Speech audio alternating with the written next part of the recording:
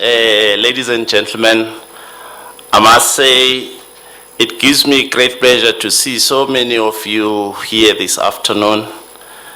This is really attesting to the fact that this symposium is growing from strength to strength.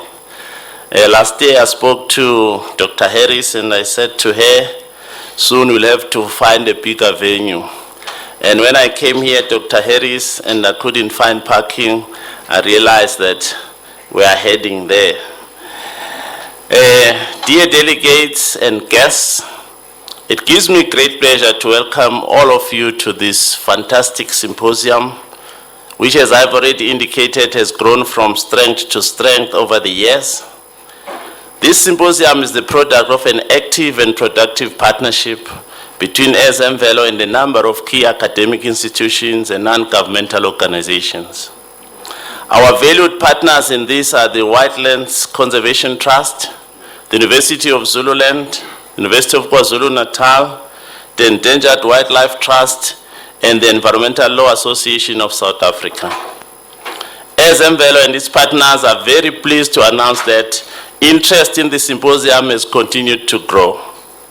This year, there are 422 registered delegates from over 130 organizations.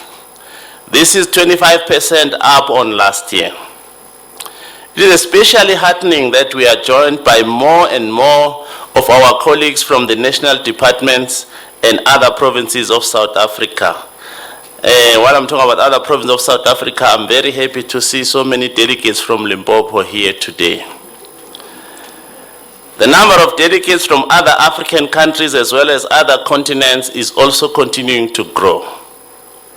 The growing and keen interest in this symposium is a clear indication that a forum of this nature that explores not only the science of conservation, but also how it is practiced is much needed and is considered highly relevant by the conservation community at large. It is proving to be a particularly useful platform for us to explore current and critical challenges that are commonly faced, and to share experiences and knowledge to address these.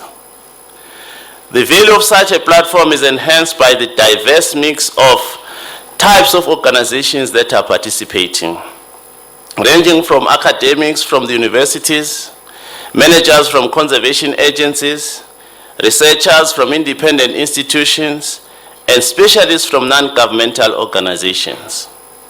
I believe that this sort of collaboration and partnership between such a diverse and committed range of players is unique and offers real potential for crafting solutions together for the contemporary issues of our day. I would also like to highlight the international relevance of this year's symposium, which falls directly between two significant international meetings on biodiversity.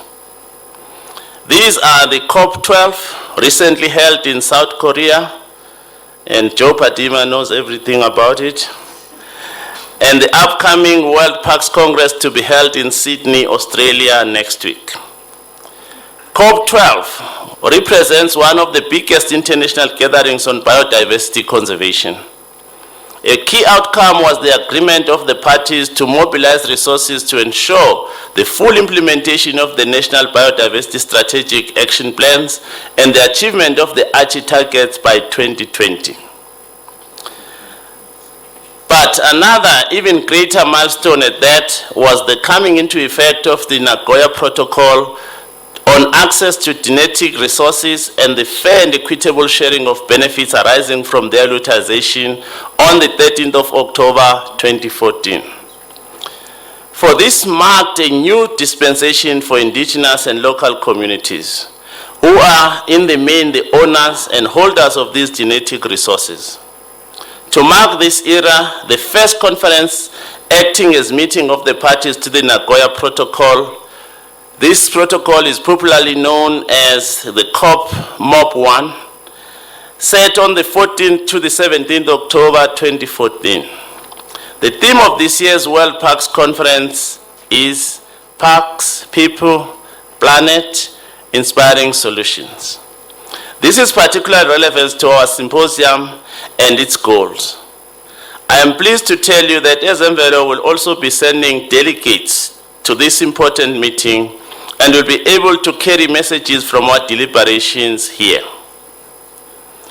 It is also important to situate our symposium within the context of overarching global concerns, such as climate change. In this, the upcoming 20th session of the Conference of Parties, COP20, to the United Nations Framework Convention on Climate Change, which will take place in December 2014 in Peru, is of note. It is indeed alarming that according to both NASA's and Global Land Ocean Temperature Index and the National Oceanic and Atmospheric Administration National Climatic Data Center, the past 6 months were the warmest ever recorded. And we hope real gains can be achieved at this upcoming UN meeting. Ladies and gentlemen, back in 2012, I spoke of the broadening, more developmental phase of conservation and the formative contribution this plays in uplifting people's livelihoods.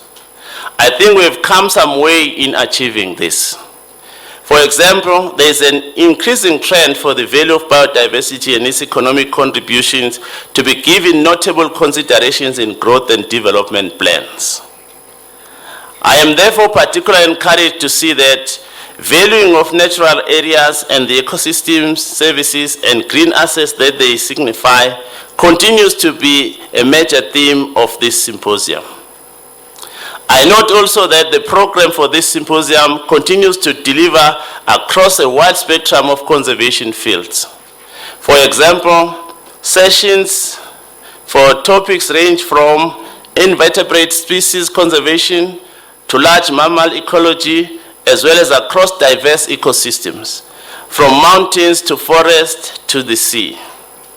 There are also updates on topical issues such as alien species control and illegal wildlife trade, and new perspectives on the fracking debate.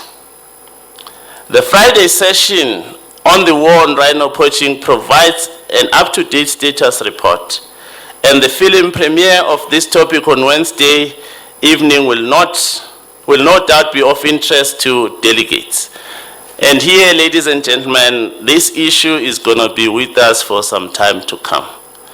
Because just this morning I learned that 2 rhinos have been killed at Mkhize. So it's something that is continuing, and last week there were 3 rhinos that were killed in some private game reserve in the province as well. So this issue of rhino poaching is still going to be with us for some time, because when we take 2 steps to try and stop it, the perpetrators take 5 steps. So we've got to always stay ahead of the game. And so, delegates, let me close by reminding you of the considerable responsibility you hold on your shoulders this week. That is to deliberate on the critical conservation issues that will be presented here, and to collaborate across the disciplines and institutions to formulate solutions and partnerships that will equip us to safeguard the biodiversity that is so important for the future of our world and the people that depend on it.